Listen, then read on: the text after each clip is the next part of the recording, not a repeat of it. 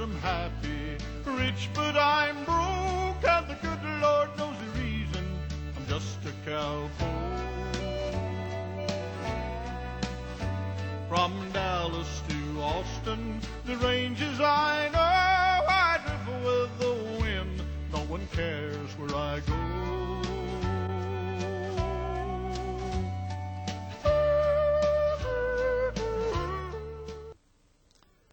Folks, my name is Don Walser, and I play traditional country and western music, both kinds, country and western.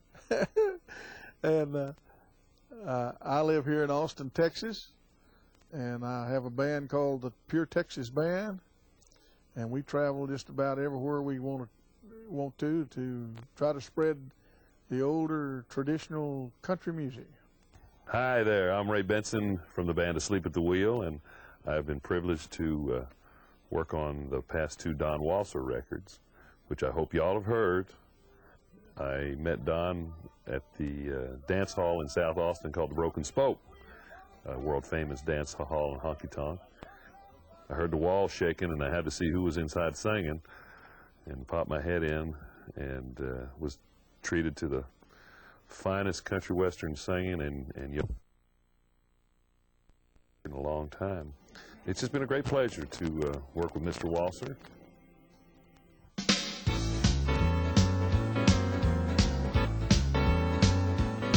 Standing over in the corner with the barrel so straight, looked out the window and over the gate.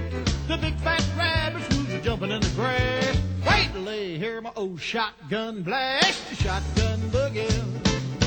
I done saw you try. Look out, Mr. Rabbit, when I cock my hammer back. I have a lot of folks ask me about how do you yodel. I don't guess there's any real good answer to that. I think it helps to be a high tenor.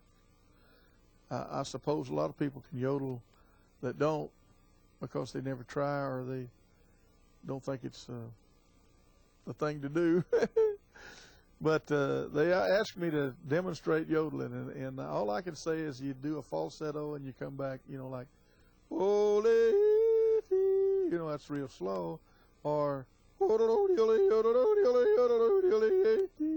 know, that you move it fast, go up and down at the same time. I'm not real good expert on how to teach people how to yodel, but it's fun to do, and people ought to just get in the shower and do it.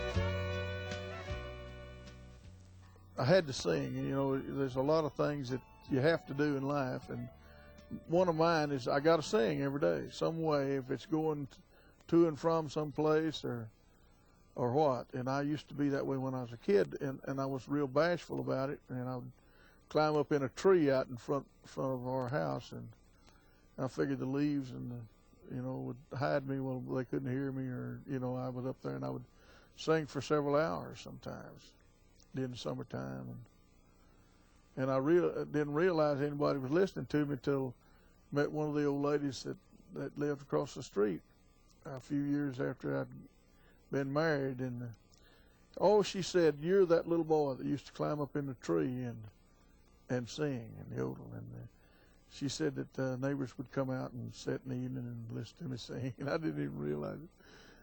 Sometimes, if I thought there was somebody out there, I'd wait till it got dark before I'd crawl down out of the tree.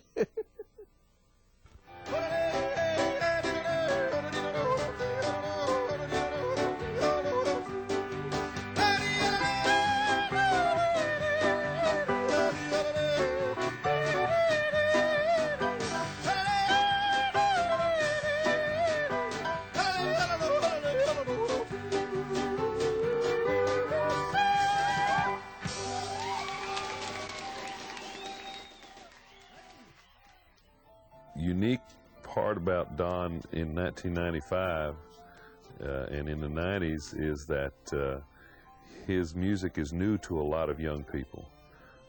His music is basically, you know, based in the 50s and late 40s, 50s, and early 60s. And yet a lot of his audience, although it consists of many different kinds of people, are young people who have not heard this kind of country music. All they have to reference country music these days is, say, Garth Brooks and the stuff coming out of Nashville.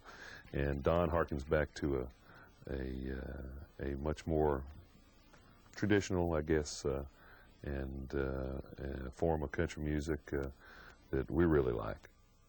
There's a band here in town called the Butthole Surfers. They're alternative rock band, and they're some of our great fans. And when those kids came in, you'd see some old lady dancing with some kid with a ponytail, or some young lady with orange hair and an earring in her nose dancing with some old man, or maybe some cowboy kid dancing with some rocker. But they all seem to like the old country. And I know we had a CD release party, and one young lady came up with orange hair, and she had a alternative rock CD in one hand and mine in the other. And I asked her, I said, "Which one do you want me to sign?" And she said, "Well, yours, of course, you know." I'm at Cowboy Ramsey down in Love Mesa, Texas, 1949. Never once did I cross him, ever tried to boss him. Cowboy was a friend of mine. Cowboy was a friend of mine. I would define the old music, that what I've been calling, since we've been talking here about the old music, is the traditional country music that you know, Jimmy Rogers had a lot of influence from the black people who lived around the turn of the century, and that music that they did, African American people did in the early part of the century, has influenced rock and roll and western swing and traditional country music, cowboy music, 50s rock and roll, everything, jazz, blues. There's a thread running through all of that, and a lot of the blues that Jimmy Rogers did and that Hank Williams did, that Bob Wells did, were takeoff of that kind of music. I think western swing and cowboy yodeling and cowboy singing and western swing and that kind of stuff is still just as alive today as it ever was.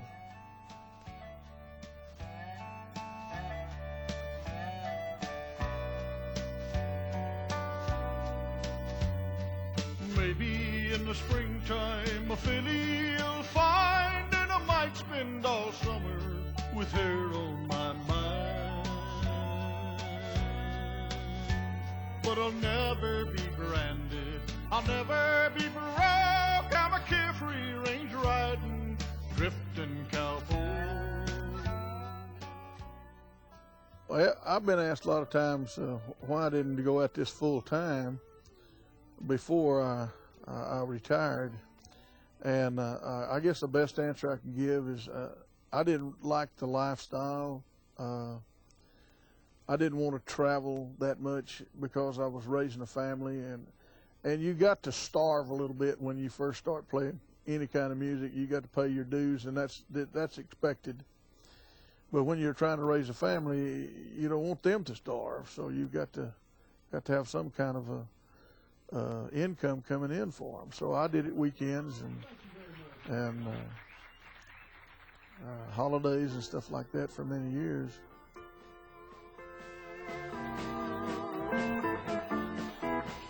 Way down in Columbus, Georgia.